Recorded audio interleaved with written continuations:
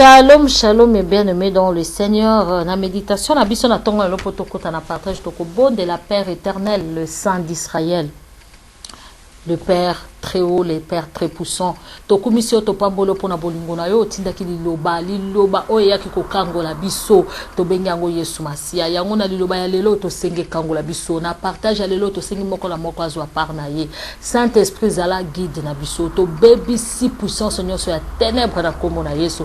Yesu Masia zala derrière ta parole pour l'accomplir. Tika ete liloba o esu nga moko na biso. Bible obi. D'ailleurs, vous êtes purs à cause de ma parole. Seigneur, liloba na yo ezala yo mutokolo bango. Utilisez-nga comme un simple instrument. Maloba ya muteme makakufa me ya nzambe me makabomoy. Père, nous te levons encore une fois de plus. Saint-Esprit soit contrôle du début à la fin. Yesu Masia. Zala si maloba na yo poko kisa to bonde le bongo. Merci Seigneur Jésus. Amen. Shalom encore, mes bien-aimés dans le Seigneur. La méditation, la biso, na tongo na lopo toko ta partage to kendi wana place to sukaki wapi to sukaki na Genèse 48 verset 17. Mais toko mata mwa muke. Normalement to za na Genèse 48 verset 17, mais po na ngai toko poussa na lisusu mwa muke na cassette précédente loko moko tolobaki pour être eba ko fortifier biso lisusu. Alléluia. Na verset 14 balobi, mais Jacob croisa ses mains, il posa sa main droite sur la tête d'Éphraïm, bien qu'il fût le plus jeune, et sa main gauche sur la tête de Manassé, qu'il était aîné. Et voici la bénédiction qu'il donna à Joseph. J'ai pris le Dieu devant mon père Abraham, mon père Isaac ont toujours vécu. Le Dieu qui a pris soin de moi depuis toujours, l'ange qui m'a délivré de tout mal, je lui demande de bénir ces garçons, que grâce à eux, mon nom survive comme ceux de mon grand-père Abraham et de mon père Isaac, qu'il ait de très nombreux descendants. Alléluia. Tolobaki la cassette précédente, boy. Abraham azwa ki banana ye. Non, Jacob azwa ki banana ye, abenga ki Joseph aya na banana ye pour pambola bango. Mais du coup, Joseph normalement bénédiction et kenda ke pa ya aîné, mais ye Jacob a croisé maboko. Apesi bénédiction ya munene. Oye bonga ki na mwana liboso apesi ngo na mwana suka, oya mwana suka apesi na mwana liboso. Donc, et selama ki kaka lolenge, parce que Jacob yé moko soki to zongi na histoire na ye, azwa ki bénédiction ya droit de naissance, asomba ki droit de naissance ya ndeko na ye. Yango babi on donne ce qu'on a. Jacob a pesi kaka lipamboli ndenge moko. Malgré tout, so toke likolo babi avant Jacob a pambola bana Joseph misuna yezala ki akufa akoma ki âgé abana sus komona malamu te vi na ye misuna ye komona na ye koma ki mukie koma ki na difficulté to saki elembo ya Yesu ya Nzambe tango apambola kabiso bien aimé dans le Seigneur o mona muta masumu Nzamba pambolier to laki to koba tango Nzamba a se rendre aveugle pour atala masumu na bisote. Tangu Nzambe abwaka kamisu aboya kakomona. Tangu Nzambe alingaki mokili na masumu nango atindaki Yesu Masia mwana na ye alikinda. Yesu Nzambe amibomaki misu. Soki atalaka masumu na biso nani oyo alingaki ko exister na mokili oyo. Ou bien ko subsister. Nani wana. Bien-aimé dans le Seigneur. Isaac petanga pambola ki Jacob akoma ki demi aveugle. Babi Isaac pa bande ko mona malamu te. Ayoka ki mungongo ya Jacob, menzoto ya Esau. Ndenge pe Nzamba mona kayo lelo. Azo yoka mungongo ya masumu na yo, me asimbi nzoto na yo, oliaki nzoto ya Yesu Masia. Asimbi nzoto na yo, ayoki makila na Yesu Masia. yango wana nzambe apambolaka yo yango mawana ye ezowumela likolo na yo yango ozovivre ozozala na bonne santé ntango yango ya koyeba Yesu Masiya. Alléluia, comme Seigneur et Sauveur. Nzambe abomaki miso na ye atindaki mwana na ye na likinda yango na croix Yesu Masiya lobi Père, Père, pourquoi m'as-tu abandonné? Nzambe atalaki lisusu yete po Yesu Masiya akomaki lisumu soki atalaka lisumu miso na ye kokaka komona lisumu te. Alléluia. Tokumisaka Nzambe tolobaka mawana ye eumelaka liboso na biso yango bazoba Yesu azali le lion de la tribu de Juda balobi lion na butu lion ya mobali na butu na tango ya chasse pourquoi mwasi mutakendaka ye miso na ye monaka malamu te. Alléluia. Nzambe penza akitsaka mawana ye Nzambe azo bénir yo ta mususu kapo oleki baninga te ba o bazo kufa oleki bango na nini ba o bazo saba accident oleki bango na nini mawana ye ndezali ko boma ye miso apambola yo. Alléluia. Toke na verset 17 oza mama likambo na biso lelo Joseph fut choqué. Et partout dans le pays, Joseph fut choqué de voir son père poser la main droite sur la tête d'Ephraïm et lui disait la main pour et lui saisit la main pour la déplacer de la tête d'Ephraïm sur celle de Manassé en disant non mon père, tu te trompes, celui-ci l'aîné, mets ta main droite sur sa tête. Mais son père refusa, lui dit je sais mon fils, je sais, je sais. Les descendants de Manassé aussi deviendront un grand peuple. Pourtant, son frère cadet sera plus grand que lui et les descendants formeront une multitude. Et ses descendants formeront une multitude de nations. Alobi na yebi, Joseph ayoka ki motema. Alobi, mais non! Bénédiction papa, Esaïa Manassé, Esaïa Ephraïm te. Alobi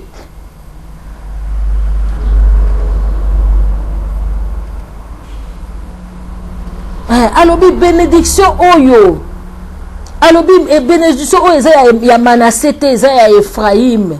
Manassé pe ozala mutu munene mais Ephraïm akozala plus grand que ndeko na ye. Alobi na yebi onazo sala ata miso na nge kufi yango aveuglement ya Nzambe miso ya Nzambe ate kufi pona masumu na yo ma yebi eloko azosala.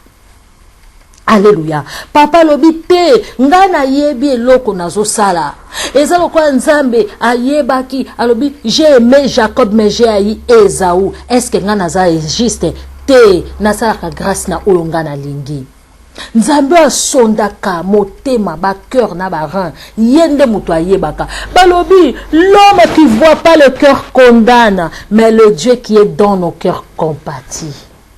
Muto amonaka motema te akondanaka. Joseph a condamné papa na alobi te longola liboko na likolo ya Ephraïm oyo eza malédiction oyo eza bénédiction ya Manassé. Alobi non na yebi eloko nazo sala Nzambe yebi nini aza kosala na bomoi na yo. Alléluia. Nzambe yebi pourquoi situation wana ekomeli yo bandaka kobelela Nzambe bandaka kokumisa ye. Nzambe yebi pourquoi aza kotika o stérile tina ngonga oyo ta mususu a réservé ba entraille na yo po obota Samuel a réservé ba entraille na yo po bota mwana moko akozala exceptionnel ta mususu a réservé libala na yo po obala mobali moko akozala exceptionnel. Seigneur ayebi vie a moto na se na moyo ezali mission. Vie a moto na se na moyo eza destin caché na main ya Nzambe. Alléluia. Na verset 20 balobi ce jour-là il leur donna sa bénédiction et en ces termes les Israélites se serviront de vos noms pour prononcer des bénédictions. Ils diront que Dieu te traite avec la bonté qu'il a montré à Ephraïm et Manassé. Ainsi Jacob plaça Ephraïm avant Manassé. Il dit ensuite à Joseph, je vais bientôt mourir, mais Dieu sera avec vous et il vous ramènera dans le pays de vos ancêtres. Quant à moi, j'ai attribué une part plus importante tes frères. Je te donne la région de Shichem que j'ai concuse sur les Amorites grâce à mon épée et à mon acre. Alobi na ye, alobi Jacob ayoki bongo azwi sikoyo Manassé, azwi sikoyo Ephraim, atie liboso Manassé, Manassé na sima ya Ephraim. Et puis alobi na Jacob sikoyo nga na lingi na kufa. Sikoyo nga na lingi na kufa, na yebi ke Nzambe akolongola bino na pays oyo ndenga pesa kinga promesse, akozongisa bino na pays ya ba ancêtre na bino. Mais yo Jacob na pamboli yo na bénédiction moko leka ba peuple na ba bande kono nyonso. Na pesi yo pays oyo ya Shichem. Région oyo ya Shichem, ngai moko nasalaki na motoki na nga nazwaki yango na épée na ngai. Na motoki na ngai nde nazwaki mboka wana na pesi yo bénédiction euti na motoki na nga. Oyo bakabeli nga te, mais oyo euti na motoki na nga. Sikoto kei na Genèse 49 verset 1, Jacob convoqua ses fils et leur dit: réunissez-vous, je vais vous annoncer ce qui vous arrive dans l'avenir. Rassemblez-vous et écoutez, fils de Jacob. Jacob a rassemblé sikoyo bana na ye.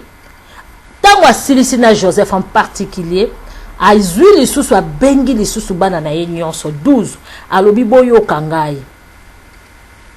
Alors, écoutez-moi, votre père Israël. Boyoka ngai Israël Nzambe na papa na bino. Kombo Nzamba pesake. Écoute.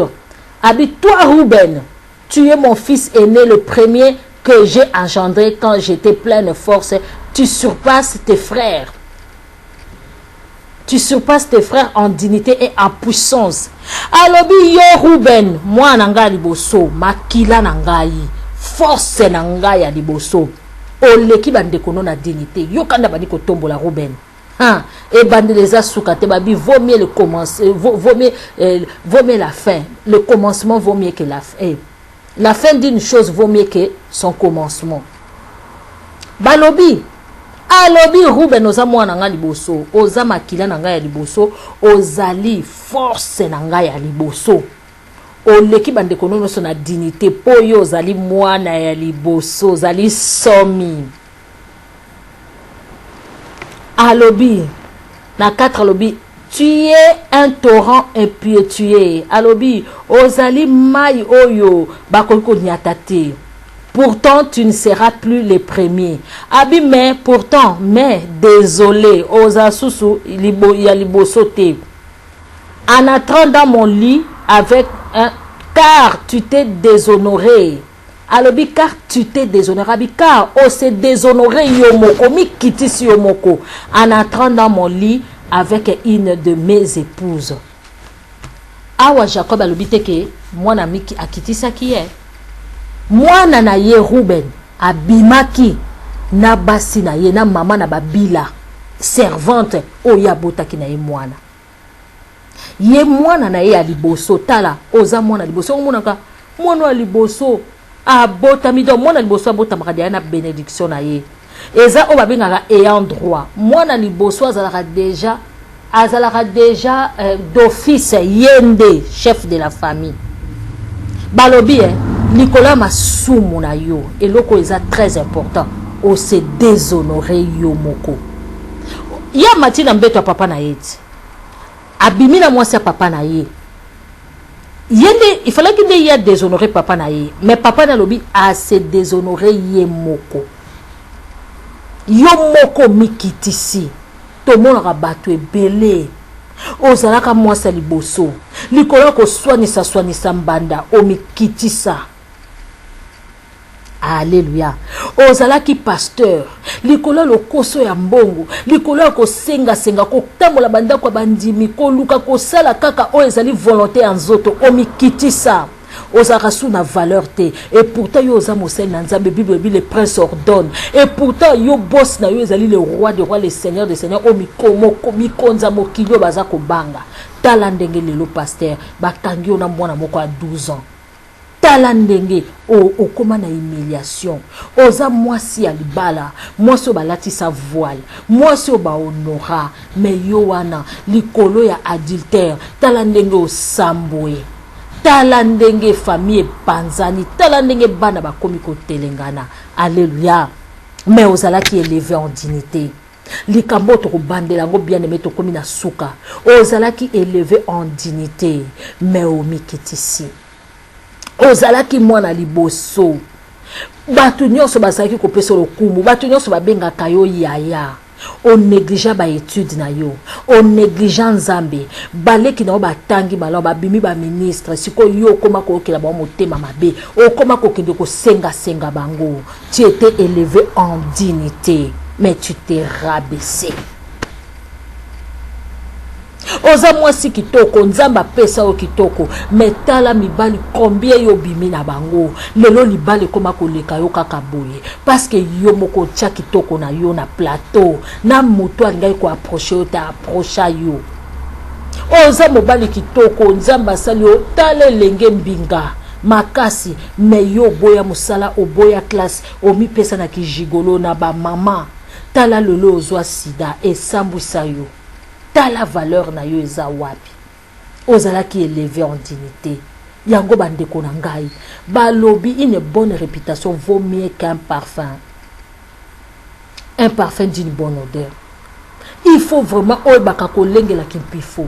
Il faut oibaka kolenge la valeur pe dignité na yo. Masumu eza ko déshonorer biso, eza ko dévaloriser biso.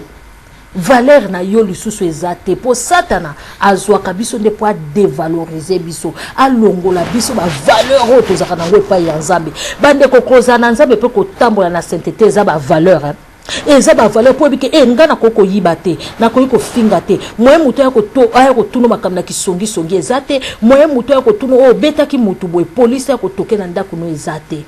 Pour nous, nous avons des valeurs moko, ou ezali spirituelles, ou ezali ya pure ya bonzambe. Mais tala lelo ndenge Satan a dévalorisé. Nzambe penza pambola biso toko solo la lisusu prochainement toyeba eloko nini balingaki koloba na